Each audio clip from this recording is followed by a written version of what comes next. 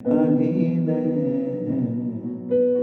আহিনে আহিনে আহিনে পথাৰৰ কহুৱা ফুল নীল আকাশত কোনে সজালে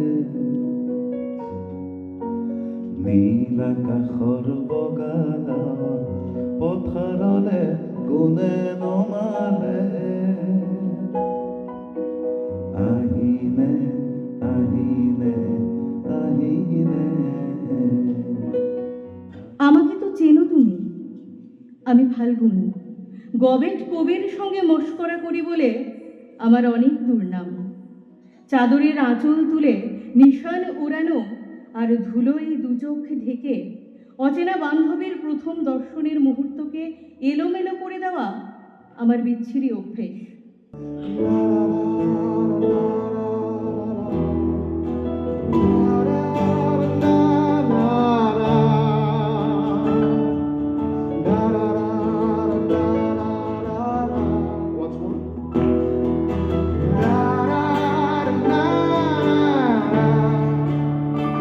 নবকান্ত বড়ুয়া একটি বিশেষ নাম।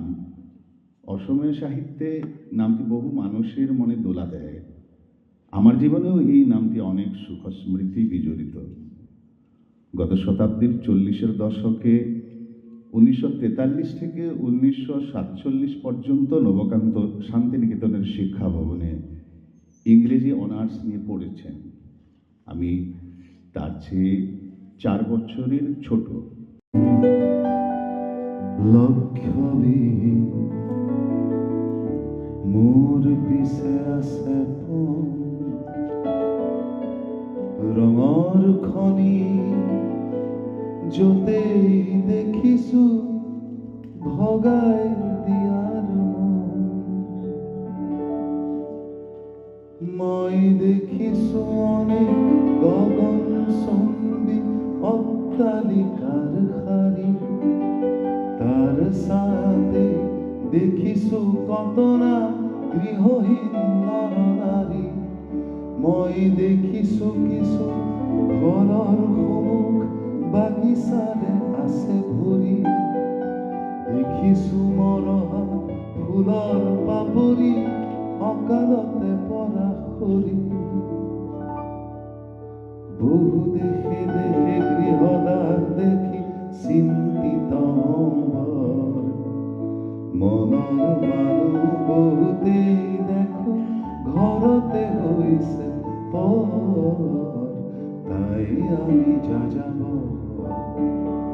আমি এক যাযাব ধৰাৰ দিগে দিবাঙেলৰ নিবিচাৰি নিজা ঘৰ মই এটি যাযাব মই এটি যাযাব। 53 years to come to this point. This book is actually homage to my son. It is about my journey of grief. How I have I won't say I will say that I'm moving forward with grief and as my son's memory. এটা তো খুবই আমি বলবো যে আমাদের জন্য গর্বের একটি মুহূর্ত যে কৃষ্ণা বড়ুয়ার এরকম একটি কবিতার বই এবং নিপুর বলছে নামটা খুব ইন্টারেস্টিং। সত্যি তাই আমি একটু কিছু লেখা পড়ার চেষ্টা করছিলাম।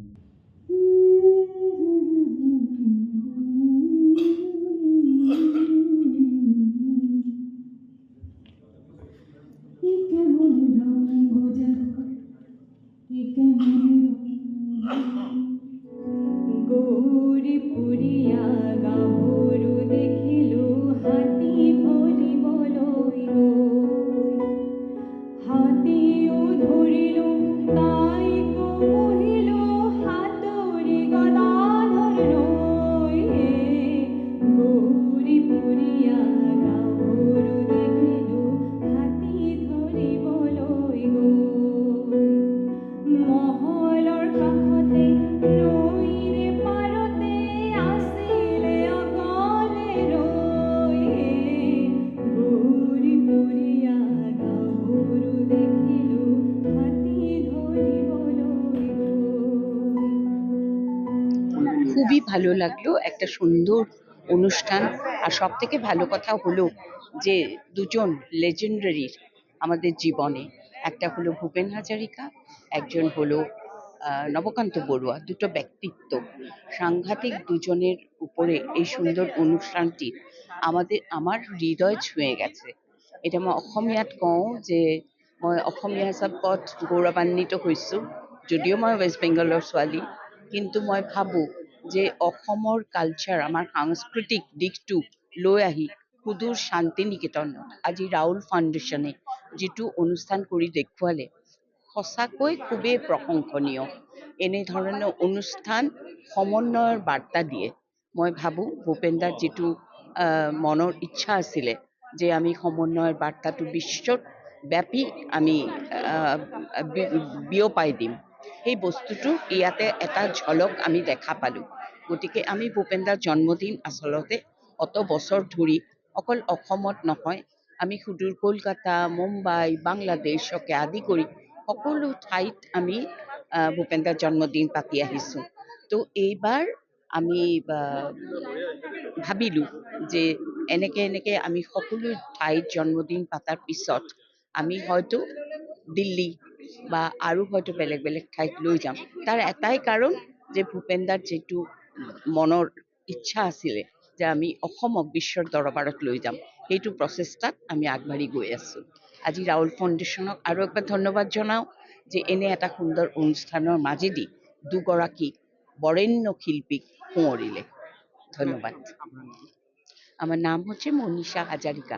আসামে সবাই জানে আমাকে, কারণ আমি হচ্ছি ভূপেনদার ভাতৃবধূ, সিস্টার ইন ল। আমি জয়ন্ত হাজারিকার পরিবার। আর সঙ্গীতের ক্ষেত্রে একটু একটু আছি আর কি। ৰাউল ফাউণ্ডেশ্যনৰ যিটো মনগীত, এই মনগীতৰ আৰম্ভণি সোণাপুৰত হৈছিল। তাৰপিছত মনগীতৰ পিছত এই মাজুলীলৈ গ'ল মনগীত, তাৰপিছত মন কবিতা। মন কবিতাৰ একেবাৰে আৰম্ভণিৰ সময়ছোৱাত জড়িত হৈছোঁ, আৰু আজি কিছু বছৰ হৈ গ'ল প্ৰত্যেক বছৰে ধুনীয়াকৈ মনগীত অনুষ্ঠানটি হয়। এটা সৃষ্টিশীল অনুষ্ঠান, অনুভৱী অনুষ্ঠান। আৰু এইবাৰ খুব ডাঙৰ পদক্ষেপ এটা ল'লে ৰাউল ফাউণ্ডেশ্যনে, কৌশিক নাথ আৰু কৃষ্ণা বৰুৱা নাথে, যে সেয়া শান্তি নিকেতনত সেইটো অনুষ্ঠিত কৰিব। এইটো খুব ডাঙৰ কথা হৈছে আমাৰ কাৰণে। সেই অনুষ্ঠানটিত যোগদান কৰিবলৈ পাই সাংঘাতিক গৌৰৱ অনুভৱ কৰিছোঁ।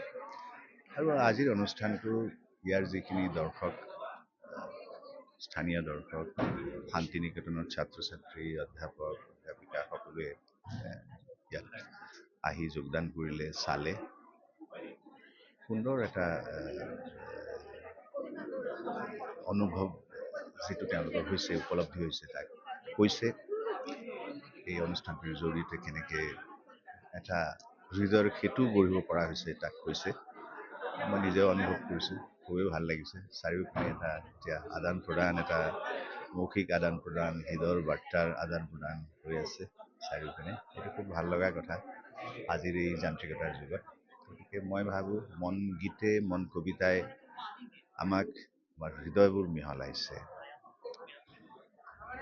আমাক পিয়ৰ কৰিছে, বিশুদ্ধ কৰিছে। English or Hindi, Assamese? It's been absolutely a journey to the promised land, Shantiniketan, Vishwabharati. And this was a dream Krishna Barwa and I had conceptualized Mon Kobita to celebrate poetry. And today we are bringing such amazing things into the heart of West Bengal, into the whole cultural kingdom that this is. খুবেই ভাল লাগিছে. I think there'll be more. This is the beginning of a journey for Assamese poetry and that kind of thinking. আকৌ এটা নতুন যাত্ৰা আৰম্ভ হৈছে যেন লাগিছে. খুব ভালো লেগেছে রবি ঠাকুরের জায়গায় এসে লিপিকা অডিটোরিয়ামে রাহুল কৌশিকনাথ ফাউন্ডেশনের মন কবিতায় এত সুন্দরভাবে অর্গানাইজ করেছে। এবং আজকে আমি গাইলাম নবকান্ত বড়ুয়ার লেখা, কল্যাণ বড়ুয়া স্যারের কম্পোজ করা একটি গান, অরিজিনাল সং, যেটা আমি গাইলাম।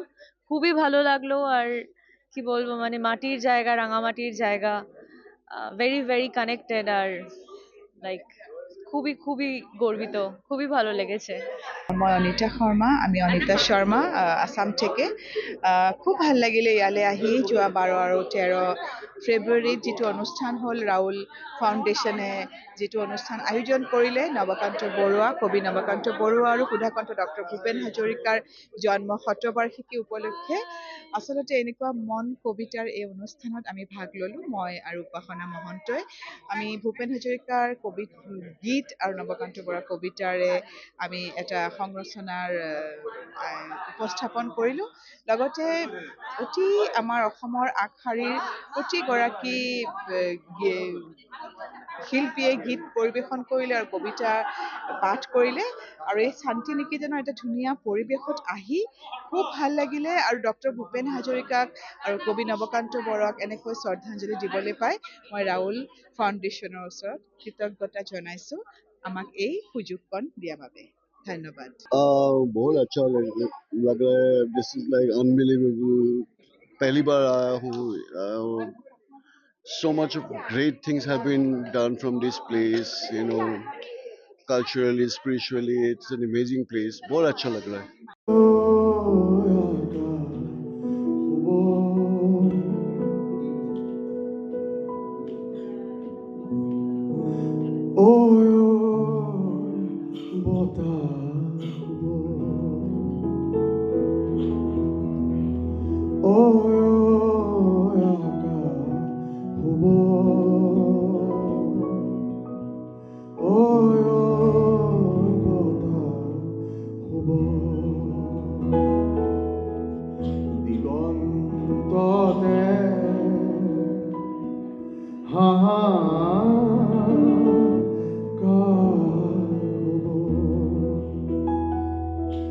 দিগন্ততে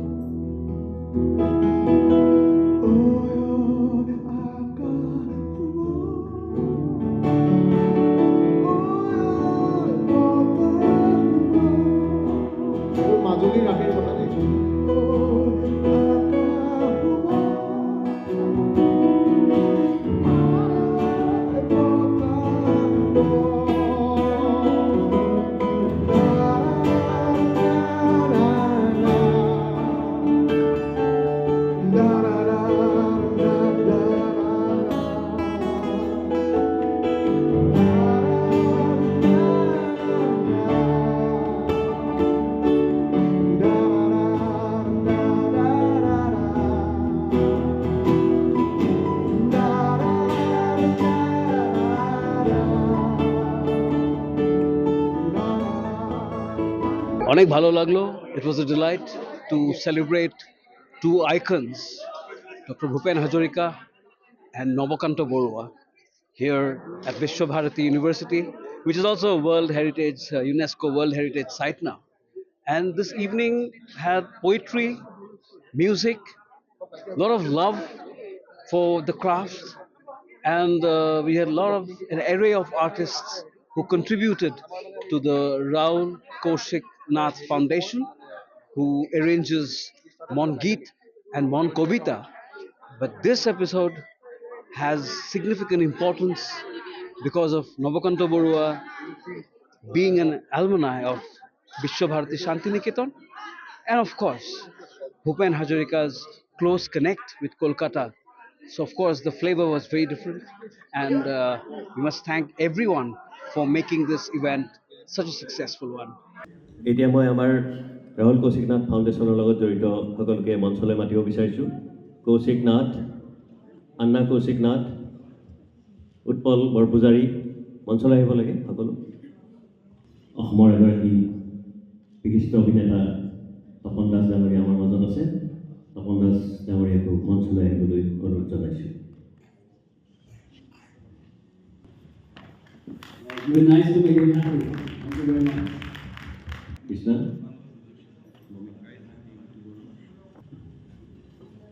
আমি মাজৰ পৰাই কৈছোঁ দেই। আচ্ছা, এখন বাংলা কৰি।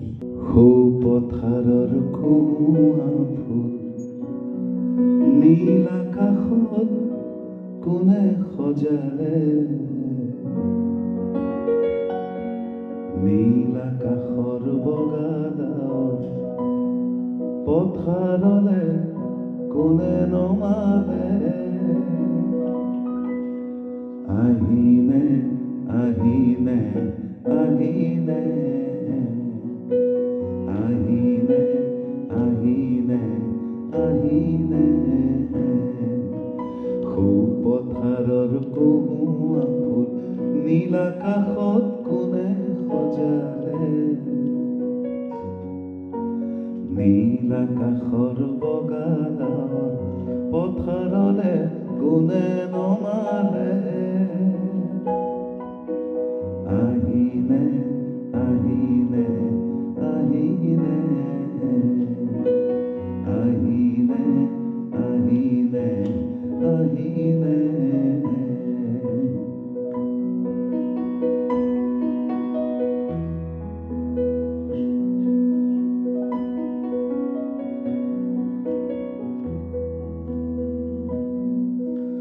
ভণ্টিজনীৰ হাঁহি আৰু চকু পানীত ৰামধেনুখন কোনে জ্বলালে, অ কোনে জ্বলালে,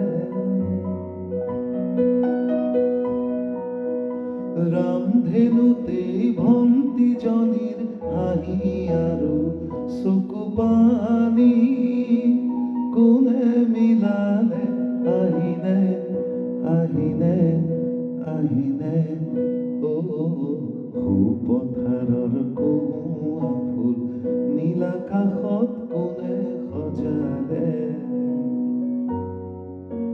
নীল আকাশৰ বগা ডাৱৰ পথাৰলে কোনে নমালে, আহিনে